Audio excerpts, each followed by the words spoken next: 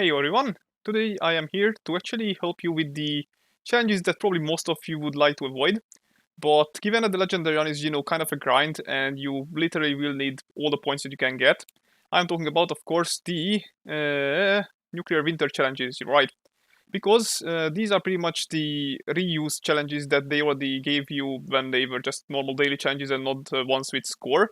But this time, they actually are worth completing because they don't give you stupid perk art packs, but rather an actual score which can be used in the overall progression.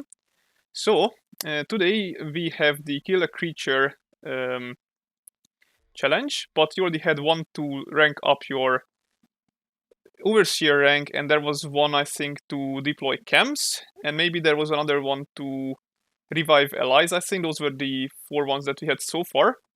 So I'm gonna try and give you some ideas on how to complete these.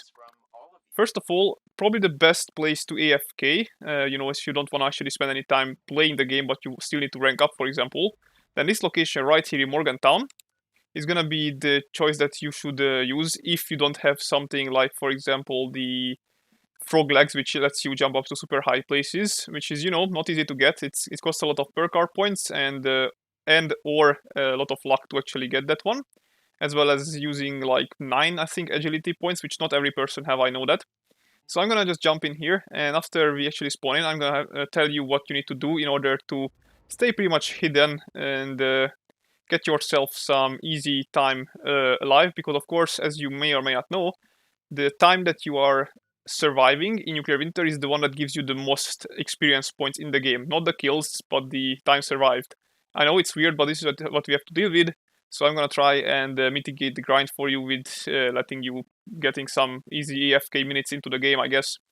So once we actually spawn in here, as you will see soon enough, what I'm gonna do is, even without the Aqua Boy or Aqua Girl per card, you can go into the water while you are still invisible.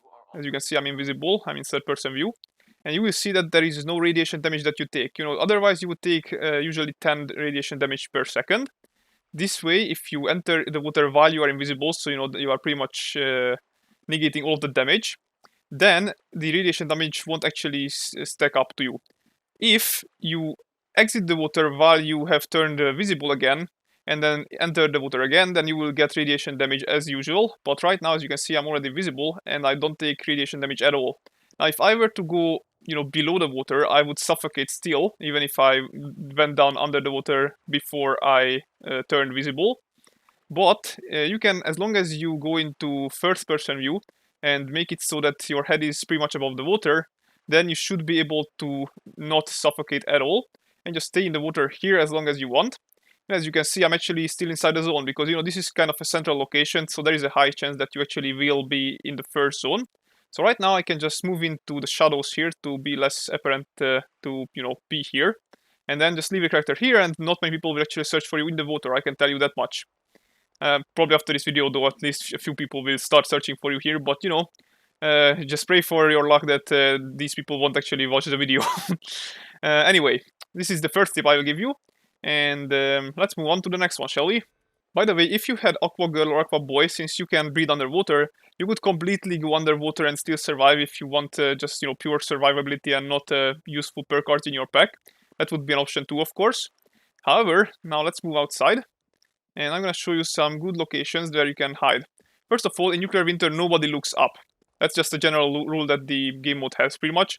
So if you have frog legs, you can jump into any sort of trees, upper parts, like for example there, and they won't be able to notice you. Now, what if you don't have frog legs, however, there is still something you can do.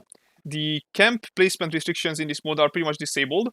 So what you can do is just put down a floor, and then of course, from the floor on, I can actually create myself some places I can jump up of. So, come on. Okay, I think I misaligned myself, but that's fine. I'm just gonna put something down here, and I should be able to jump up from here. Once you've done that, to not draw any clues that where you are, just replace your camp, and all of them will be gone.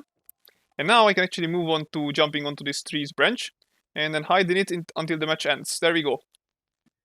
Again, this is probably one of those locations that nobody will search you at unless you make yourself somewhat known by shooting at stuff or something along those lines. So yeah, this is another easy spot, and this is not the only tree that you can do at this. Of course, there is a bunch of trees that you can use this um, tactics on, and I'm pretty sure that you can also place camps at the trees branches. But even if you cannot, you can also always place it on something further away from you, like that, and just try to hide it in a place where it's not totally oblivious to or obvious to everybody else around you. So this is tip number 2. And I think that's pretty much my best bets on how you can hide or stay AFK and rack up some easy experience points in the match. And the next one, of course, is since we already had the challenge, to being able to place down the camp. It's pretty much, since it's free, it's the easiest you can do, because as soon as you spawn in, you can place down your camp. The other one, though, the revive allies, is much harder. However, it's easier in nuclear winter in the sense that you don't need a stim pack to actually revive your ally. So what you can do is to spawn anywhere around this mountain range and try and voice chat with others. I know it's kind of hard, but still you should probably voice chat. And ask them to jump down for you while you actually descend on the mountains in a safe manner. And then you can revive them when they die from the fall damage. That's what we did with my teammates, and we did the challenge in like half a minute. So yeah, that's pretty useful, I guess. Now, another thing that you might find useful for another challenge, which was the kill animals that is today. The animals usually spawn most frequently in this area. So, of course, outside of the city. In the city, there are some red scorpion spawns in the Morgantana spot, but in general, you don't want to mess with those guys. The dogs, ghouls, and all that jazz usually spawn in this area of the map. So pretty much just spawn in from, for example, here, and then start running this direction or the other way around. And you should be able to find yourself some creature soon enough. And, even though the vets is disabled for players, vets is not disabled for animals. So you can still spam vets, and then the vets will, of course, pick up the animals on your screen, even though there are also some red markers on the screen that you can use for guidance if you are looking for them. Another tip I can give you in beforehand, because there hasn't been a challenge yet where you need to kill other players, but I'm assuming there will be at some point, and in that case, especially Morgantown, I don't actually know if there's a location like this at Flatwoods, but basically, since there are a lot of bots in this game mode, yes, surprise, surprise, there are bots in this game mode, then the central location, so at the very exact middle of the map, which is right here, next to the Morgantown school, this here is where the AFKers are always going to be spawning. I said, like the bot AFKers. The normal AFKers are gonna spawn at a random location around the map, but the bots basically just click on this location as default. So that's why you will be able to find a bunch of people gathered grouped up together here.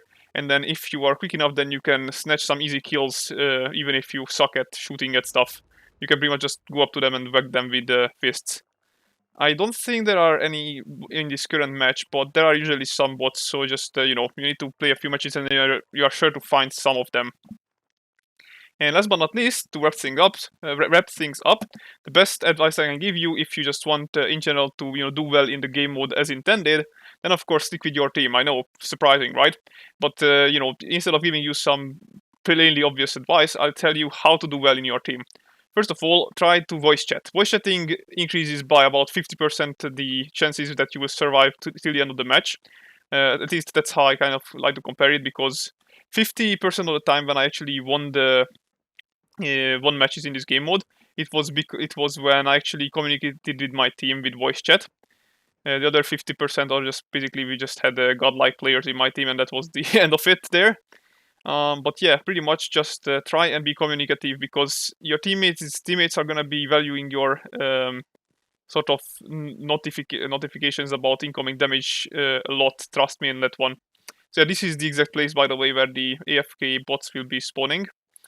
And now, going up to the teammate rule, of course, stick together, but not close enough so that you can be hit by an explosive, multiple people at once. Also, use that bottom of the map. You can see those numbers with the cardinal directions, or whatever they call them. And when you see an enemy, just tell them in the voice chat at which number you see them at, because this sort of system to tell your allies where you see the opponents is probably the easiest and most unified one, because it's going to be the same for everybody, no matter their location. And another thing, of course, you can revive teammates even without Simbex. There's an enemy, by the way. Let's see.